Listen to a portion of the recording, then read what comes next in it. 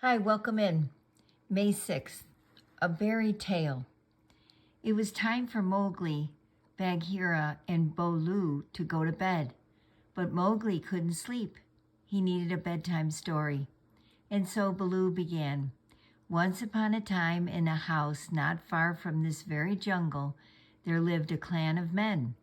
This clan, they cooked their food, and one day, don't you know, they made a mighty tasty stew.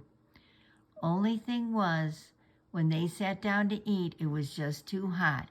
So the mother got an idea.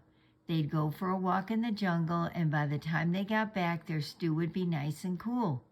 But do you know what happened next? No, Mowgli said. Well, that family had barely been gone a minute when an old bear came wandering up and stuck his nose into the man house. He did? Gasped Mowgli. Well, now, can you blame him? That stew just smelled so awfully good, and the next thing you know, he was tasting it, starting it with the biggest bowl, but that was still too hot.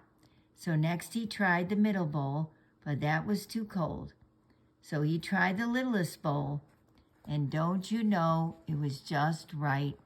That old bear ate the whole thing right up.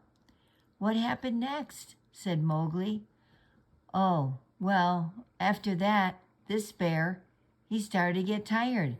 And don't you know that right there in that house, looking so soft and comfortable, were 3 cushy-looking pads. I think men call them beds. Anyway, that bear, he had to try them too. Naturally, he lay down on the biggest one first, but it was too hard. So he tried the middle one, but that was much, much too soft.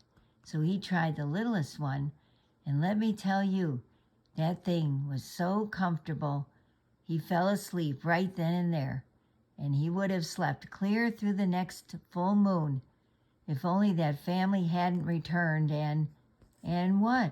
Mowgli asked. Don't stop now.